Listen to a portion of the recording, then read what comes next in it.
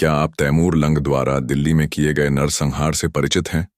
यदि नहीं तो इस वीडियो को अंत तक अवश्य देखें। दिल्ली में सर्वप्रथम तैमूर का परिचय हुआ पारसी संप्रदाय के लोगों से, जिनके बारे में तैमूर लिखता है कि वे अग्नि के उपासक हैं और वे यजदान और अहिरमन नामक दो परम शक्तियों में विश्वास रखते हैं, जो पाप और पुण्य की प्रेरक शक्तियां हैं।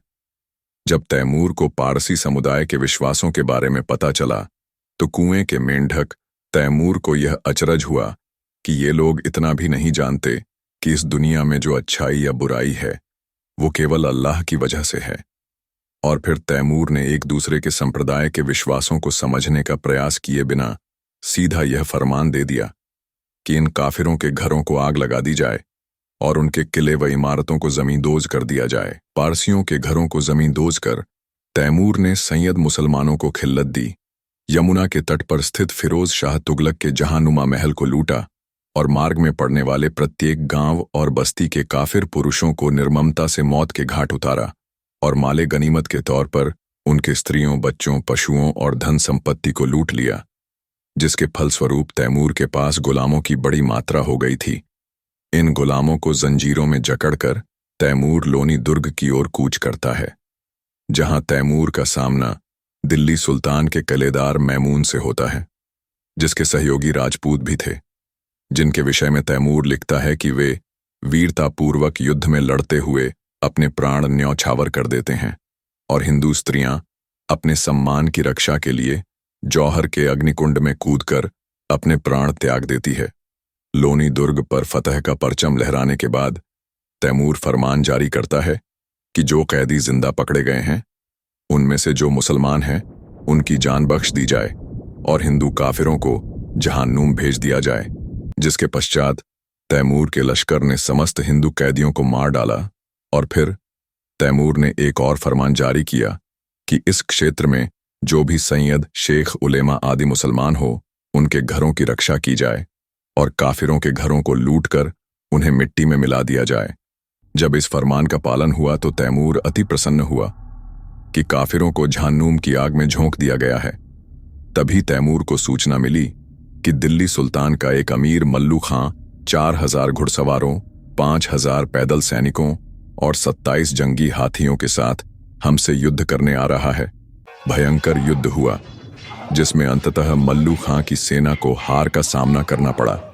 इस युद्ध के पश्चात तैमूर ने आपातकालीन दरबार लगाया, जिसमें उसके अमीरों ने उसे बताया कि हमारे हिंदू गुलामों की संख्या 1 लाख पहुंच गई है और जब लोनी की सेना ने हम पर आक्रमण किया था तो ये हिंदू बड़े प्रसन्न हो रहे थे और हमारे खिलाफ अपशब्द बोल रहे थे और ऐसा लग रहा था जैसे हिंदू गुलाम तैयार बैठे हों कि इन्हें जीत की खबर मिलते ही ये अपनी जंजीरों को तोड़कर हमारे खेमे को लूट लेंगे और हमारे दुश्मन से जा मिलेंगे। इसलिए यही बेहतर होगा कि हम इन मूर्ति पूजक हिंदुओं को तलवार की नोक पर रखकर काट डालें। तैमूर अपने अमीरों के विचारों से सहमत हुआ और उसने हुक्म दिया कि सारे हिंदू गुलामों को मौत के घाट उतार दिया जाए और जो ऐसा नहीं करेगा उसे भी मौत की सजा दी जाएगी। तैमूर के ऐलान के पश्चात तैमूर की राक्षसी सेना ने 1 लाख हिंदू कैदियों का बर्बरतापूर्वक नरसंहार किया। तैमूर लिखता है कि मेरे अधीन कार्यरत मौलाना नसीरुद्दीन, जिसने अपने जीवन में एक चिड़िया भी नहीं मारी थी, उसने 15 मूर्ति पूजक हिंदू काफिरों को जहान्नुम भेज दिया।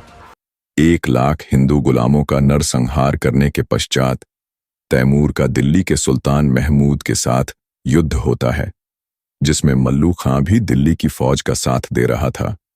युद्ध के अंत में दिल्ली का सुल्तान तैमूर के समक्ष आत्मसमर्पण कर देता है।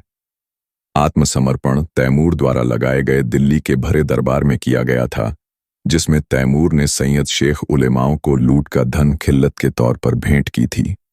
जहां एक ओर मुसलमानों को खिल्लत बांटी गई, वहीं हिंदुओं का पुनः कत्लेआम किया गया। तैमूर ने दिल्ली में काफिरों के नरसंहार के 5 कारण बताए हैं, जिसमें 2 कारण हैं प्रमुख थे। प्रथम, तैमूर द्वारा जजिया वसूली करने के लिए भेजी गई टुकड़ी का हिंदुओं द्वारा विरोध होना और तैमूर को ये सूचना मिलना कि हिंदू बड़ी संख्या में दिल्ली में एकत्रित हो रहे हैं, जिसके कारणवश तैमूर हुक्म देता है कि दिल्ली में एकत्रित हो रहे हिंदुओं को गुलाम बनाया जाए और उनकी संपत्ति जब्त कर ली जाए। जब तैमूर की फौज हिंदुओं को बंधक बनाने पहुंची तो हिंदुओं ने इस्लामिक लश्कर का सशस्त्र विरोध किया, जो दिल्ली के 3 नगरों में हुआ, जहां पनाह, सीरीज और पुरानी दिल्ली। क्योंकि हिंदू जानते थे कि इस संघर्ष में उनके स्त्रियों बच्चों को इस्लामिक फौजों द्वारा हवस का शिकार बनाया जा सकता है, इसलिए प्रतिकार करने से पूर्व ही उन्होंने अपनी स्त्रियों बच्चों को अग्नि को सौंप दिया था।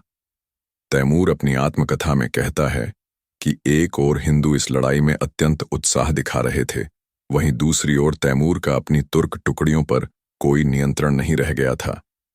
15,000 तुर्क हिंदुओं के नरसंहार और लूट में लगे हुए थे। दिल्ली के दैत्यों का राज आ चुका था।